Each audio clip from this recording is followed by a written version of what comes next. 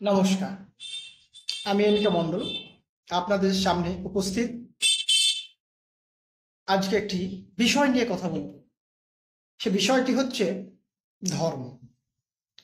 পৃথিবীতে ধর্ম প্রায় 99.9 বেশিরভাগ মানে। তো যাই হোক, ধর্মটা কি জিনিস তা সংক্ষেপে সুন্দর এবং সঠিকভাবে আপনাদের সামনে উপস্থাপন করব। প্রথমে আমাকে জানতে হবে ধর্মের অর্থ কি, ধর্মটা কি জিনিস, খায় না মাখে, এবং ধর্মটা করে কিছু হয় না হয় না,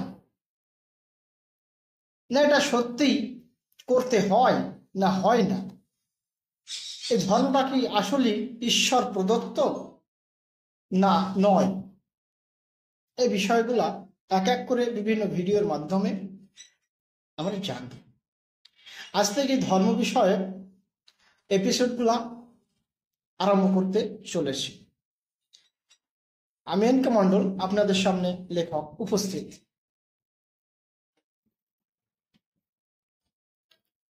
ধর্ম ধ ময়রেফ বাংলায়, যার প্রকৃত নির্ভুল সঠিক উত্তর হচ্ছে ধারণ করা। ধারণ শব্দের অর্থ হচ্ছে ধরা, হিন্দিতে পাকড়াও, ইংলিশে ক্যাচ। তো ধর্ম শব্দের প্রকৃত অর্থ হচ্ছে ধারণ করা। তাহলে আমরা জানতে পারছি যে ধর্ম শব্দের প্রকৃত অর্থই হচ্ছে ধারণ করা, এছাড়া কিন্তু অন্য কিছু নয়। ধর্ম কাকে বলে?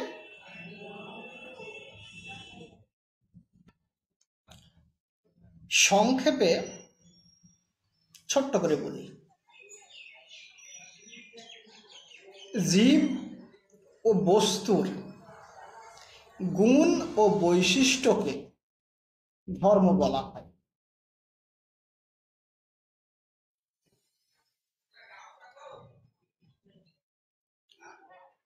এইটাই হচ্ছে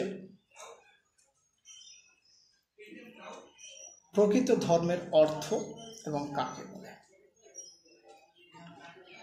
এই ধর্মকে ব্যাখ্যা করতে হলে অনেক সময় লাগবে, আশা করি সেগুলো আমাকে দেবেন না। তো আমরা যে সমস্ত মানুষ, ধর্মপ্রাণ মানুষ ধর্ম করি, সেই ধর্মটা কি?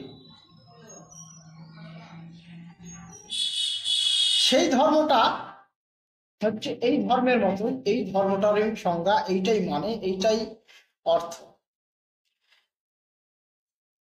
তাহলে আমরা করি কি? ধর্ম কাকে বলে বুঝলাম, যে বস্তু ও জীবের গুণ ও বৈশিষ্ট্যকে ধর্ম বলা হয়। আমরা যে ধর্মটা পালন করি বা মানি, সেটা কি ধর্ম,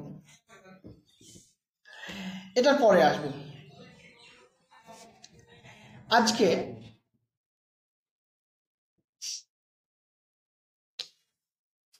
আমরা মানুষের যেটা ধর্ম, সেটা হচ্ছে একজন মানুষকে ধর্ম পালন করতে হলে, ধার্মিক হতে হলে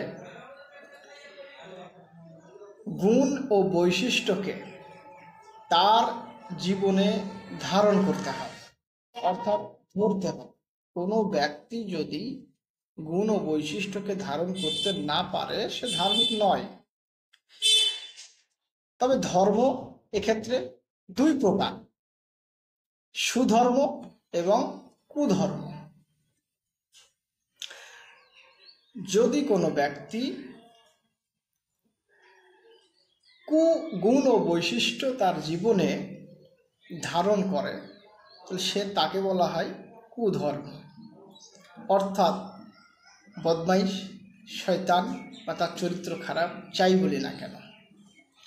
আর যদি মানুষের জীবনে বা আমাদের জীবনে যদি আমরা আমাদের চরিত্রটাকে সুন্দর, সৎ, সঠিকভাবে অতিবাহিত করতে পারি, অর্থাৎ ভালো গুণ ও বৈশিষ্ট্য যদি আমাদের জীবনে ধারণ করতে পারি, ওইটাই ধর্ম। আশা করি দর্শকদেরকে বোঝাতে পেরেছি সংক্ষিপ্ত আকারে। এই ধর্ম বিষয় নিয়ে আমি বহু এপিসোড করব। আমরা যে সমস্ত ধর্ম করি সেগুলা কি, কত প্রকার, কিভাবে, সমস্ত এপিসোডগুলা আস্তে আস্তে আসছে। আশা করি সেগুলা শুনবেন। যদি কোনো প্রশ্ন বা উত্তর জানতে বা করতে হয়, আমার অবশ্যই ইমেল আইডি অথবা আমার কন্ট্যাক্ট নাম্বারে যোগাযোগ করবেন। ধন্যবাদ। আজকের মতোই ছোট্ট এই এপিসোড। ভালো থাকুন, সুস্থ থাকুন, এই কামনাই করি। ধন্যবাদ।